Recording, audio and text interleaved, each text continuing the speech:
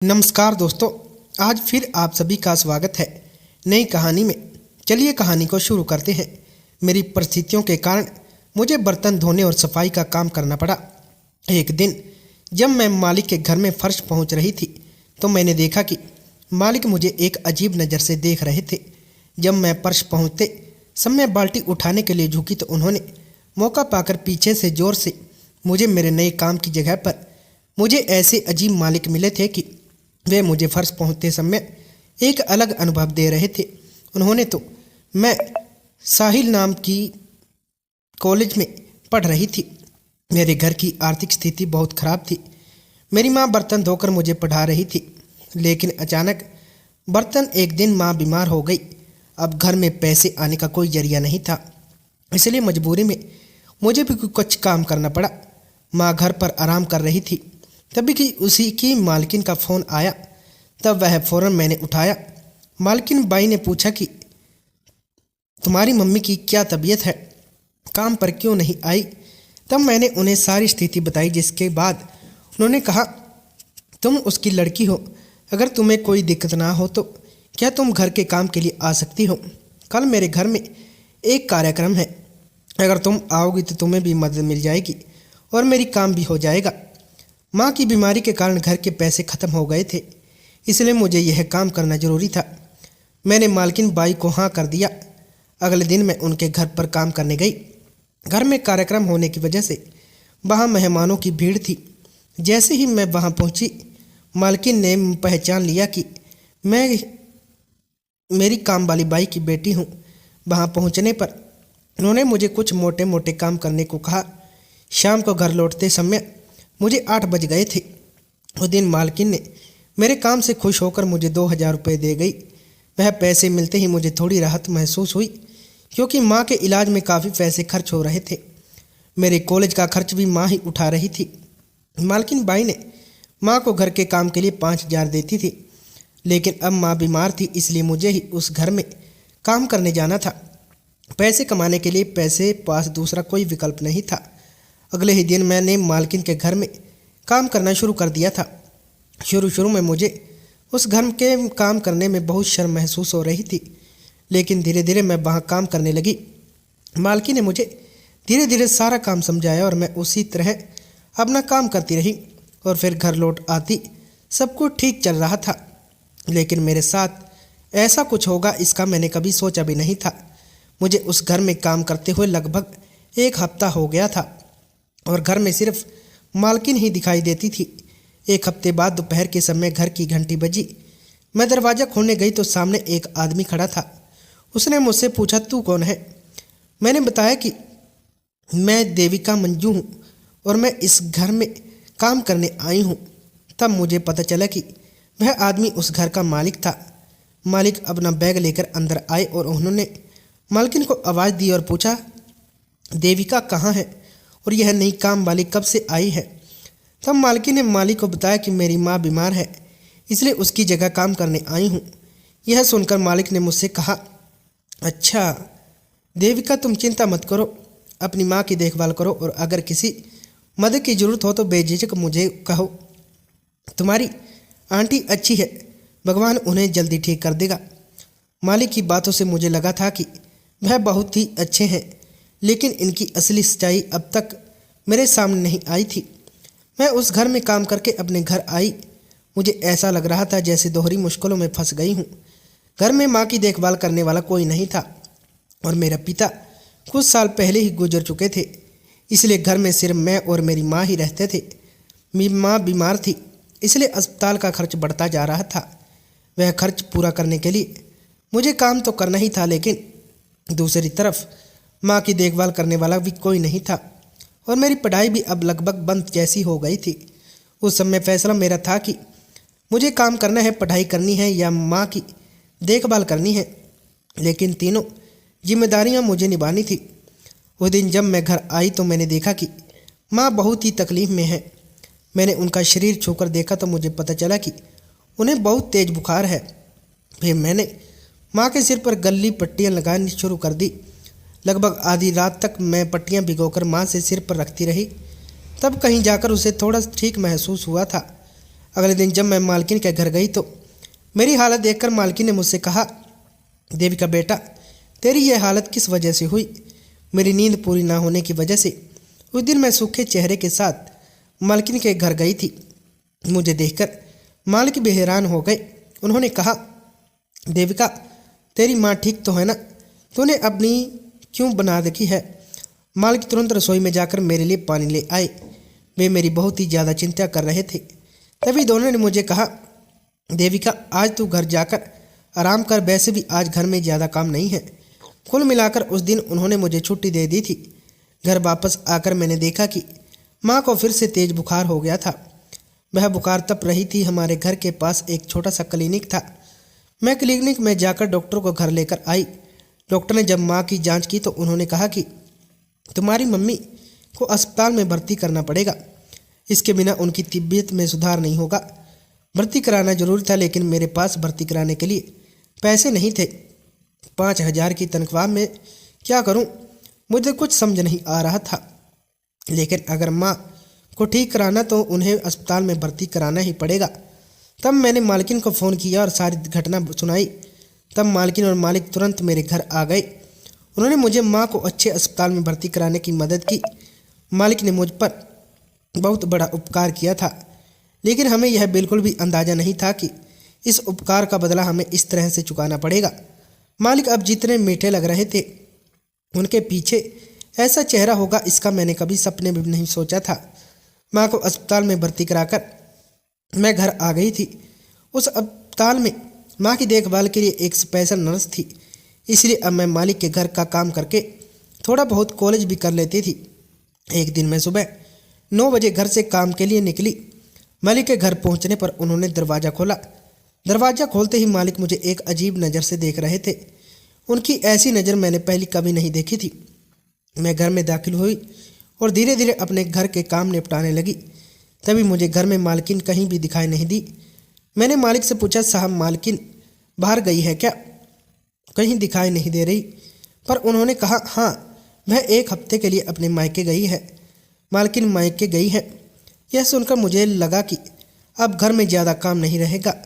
सिर्फ घर की सफाई और साहब को खाना बनाकर देना, यही मेरा काम था। रविवार का दिन था। उस दिन मैंने सुबह साहब को नाश्ता बनाकर दिया। नाश्ता लेते समय साहब ने मुझे अलग तरीके से छुआ था। उन्होंने मेरे हाथ से प्लेट लेने की बजाय मेरा हाथ पकड़कर प्लेट ली थी। यह घटना मुझे कुछ अजीब लगी। कुछ देर बाद जब मैं रसोई में बर्तन धो रही थी, तभी अचानक साहब रसोई में आ गए। उन्होंने कहा कि बर्तन अच्छे से साफ नहीं हो रहे हैं। बर्तन धोते समय वह कुछ देर मेरे पास खड़े रहे और मेरी ओर ध्यान देख रहे थे। उनकी नज़र मेरे शरीर पर नीचे से ऊपर तक घूम रही थी। उस समय मुझे बहुत ही अजीब लग रहा था। साहब का स्वभाव मुझे पहले बहुत अच्छा लगता था, लेकिन उनकी यह दूसरी साइड बहुत अजीब थी। कुछ देर तक मुझे ऐसे देखते रहने के बाद साहब ने मेरा हाथ अपने हाथ में लिया और मेरे हाथ को पकड़कर बर्तनों का साबुन लगाने लगे। मुझे तब बहुत अजीब लग रहा था, क्योंकि यह पहली बार था या फिर से किसी पुरुष का स्पर्श हो रहा था। होश में आकर मैंने अपना हाथ उनके हाथ से छुड़ा लिया। तब उन्होंने कहा, देविका, शर्मा मत, मैं तो बस तुम्हें दिखा रहा था कि बर्तन कैसे साफ करने हैं। साहब का यह व्यवहार मुझे बिल्कुल भी अच्छा नहीं लगा। मालकिन घर पर नहीं थी, इसलिए साहब मौका उठाने की कोशिश कर रहे थे। अभी मुझे आगे 1 हफ्ता और निकालना था। आज पहले ही दिन साहब ने अपने रंग दिखा दिए थे, इसलिए हफ्ता कैसे जाएगा, इस विचार से मैं थोड़ी घबरा गई थी। सोचते सोचते मैंने घर के बाकी काम खत्म किए और कब दोपहर का 1 बज गया, पता नहीं चला। फिर मैंने साहब के लिए खाना बनाने के लिए रसोई में कदम रखा। तभी साहब ने मेरे पास आकर बोले, देविका, इस हफ्ते मेरी पत्नी घर पर नहीं है, इसलिए तुम्हें यहीं रहना होगा ताकि तुम मेरी देखभाल कर सको। मैंने उन्हें बताया कि मुझे अपनी माँ की भी देखभाल करनी पड़ती है और कॉलेज भी जाना होता है, इसलिए यह मुमकिन नहीं होगा। इस पर साहब ने गुस्से से मेरी तरफ देखा और बोले, तुम्हारी माँ को मैंने एक अच्छे अस्पताल में भर्ती करवा दिया है और उसकी देखभाल के लिए वहाँ एक स्पेशल नर्स है, इसलिए तुम उसकी चिंता मत करो। अब तुम्हें सिर्फ मेरी सेवा करनी है। यह बात ध्यान में रखो। साहब का ऐसा बर्ताव मुझे थोड़ा अजीब लगा, लेकिन क्या करती, मेरी स्थिति ही ऐसी थी। और साहब ने मेरी माँ को अस्पताल में भर्ती करवाकर मुझ पर बहुत बड़ा उपकार किया था, इसलिए उन्हें मना करना मुझे ठीक नहीं लगा। मैंने उन्हें हाँ कह दिया। कॉलेज के लेक्चर में ऑनलाइन अटेंड कर सकती थी। दोपहर में मैंने साहब के लिए खाना बनाया और उन्हें खिलाने के लिए बाद फिर से रसोई में चली गई। तभी साहब मेरे पीछे पीछे रसोई में आए और मेरा हाथ पकड़कर मुझे खाने के लिए बिठा दिया। उनके साथ खाने की मेज पर बैठकर मुझे थोड़ी शर्म आ रही थी, लेकिन फिर भी साहब ने मुझे अपने साथ बिठा लिया। इतना ही नहीं, वे अपने हाथों से मुझे खाना खिला रहे थे। उनका बर्ताव कुछ पल में अलग तो कुछ पल में और अलग होता था। यह मुझे अच्छा भी लगता था और अजीब भी। दोपहर का खाना खत्म कर साहब आराम करने के लिए अपने कमरे में चले गए और मैं भी थोड़ा आराम करना चाहती थी, इसलिए मैं सोफे पर बैठ गई। बैठते बैठते मुझे कब नींद आ गई पता नहीं चला। कुछ देर बाद साहब ने मुझे आवाज़ दी तो मैं चौंक कर उठ बैठी। देखा साहब मेरे बगल वाले सोफे पर बैठे थे। तब शाम के 6 बज चुके थे। उठते ही मेरी नज़र सामने की टेबल पर गई, जहाँ मैंने देखा कि साहब 2 कप चाय बनाकर लाए थे। साहब बोले, चलो हम दोनों साथ बैठकर चाय पीते हैं।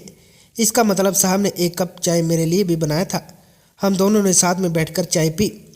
चाय पीते पीते साहब बोले, मंजू तुम इतनी खूबसूरत हो, लेकिन तुम यह छोटे मोटे काम करती हो, यह मुझसे बिल्कुल पसंद नहीं।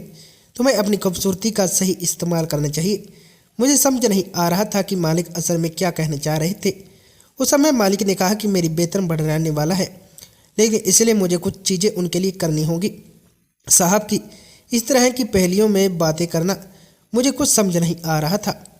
तब मैंने पूछा, मालिक आप जिस तरह की बातें कर रहे हैं मुझे समझाकर बताएंगे। साहब ने कहा कि अगर मुझे वेतन बुद्ध मंजूर है तभी मैं मुझे आगे की बात बताएंगे। साहब ने इस तरह बात रखी तो मैंने हाँ कर दी, क्योंकि वेतन बढ़ाना मेरे लिए बहुत ही ज़रूरी था।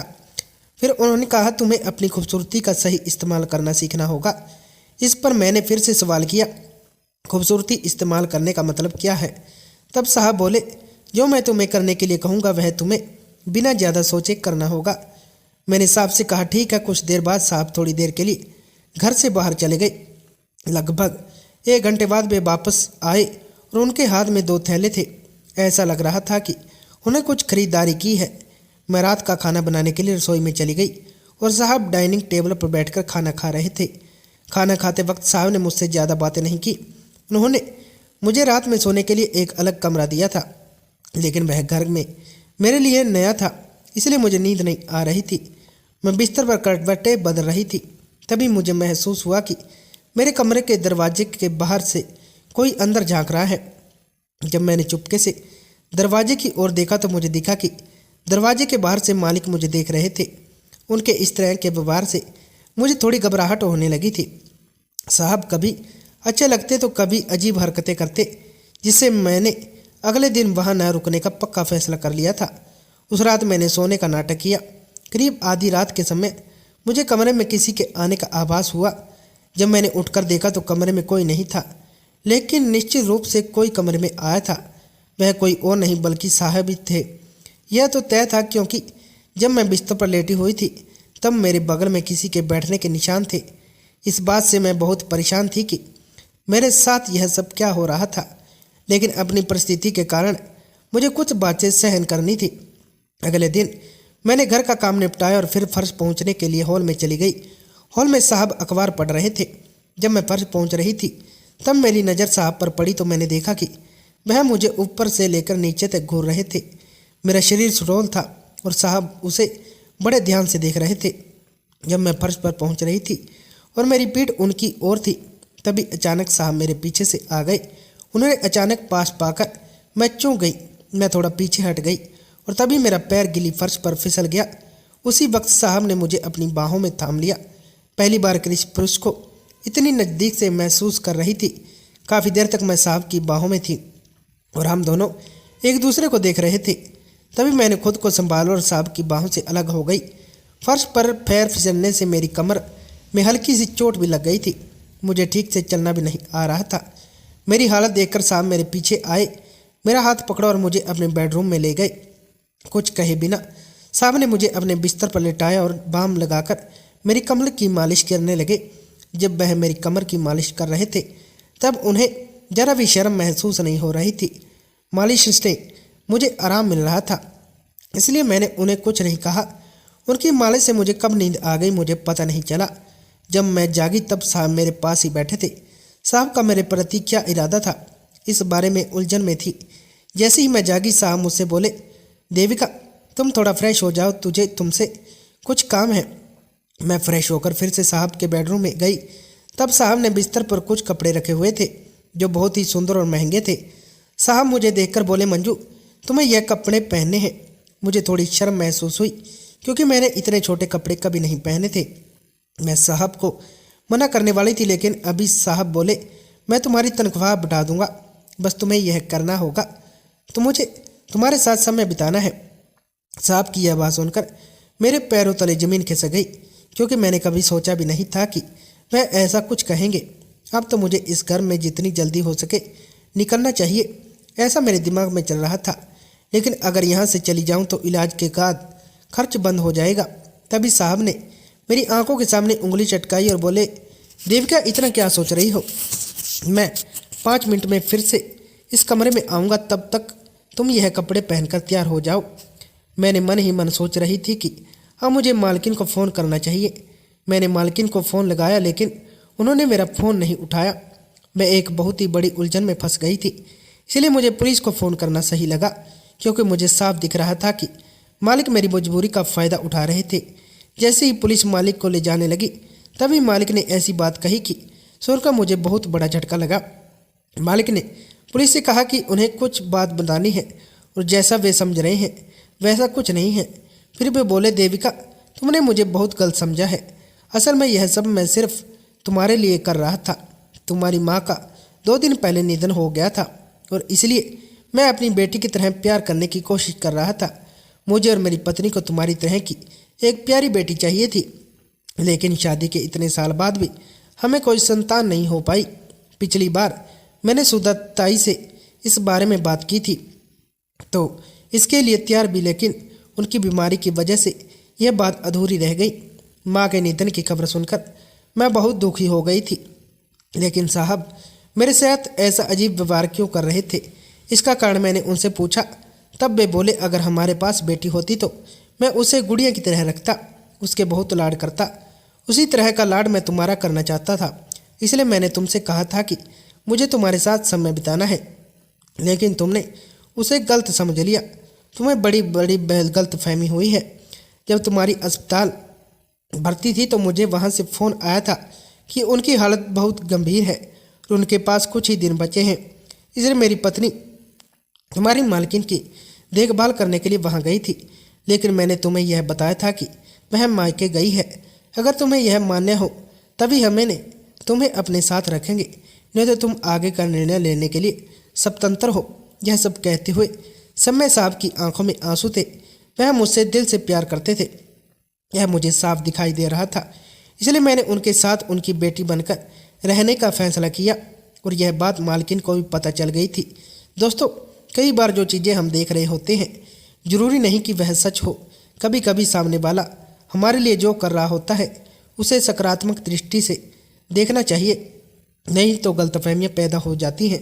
दोस्तों, आज की हमारी कहानी आपको कैसी लगी कमेंट करके जरूर बताएं, और आप इस चैनल पर नए हैं तो चैनल को सब्सक्राइब करना और बेल आइकन प्रेस करना मत भूलना।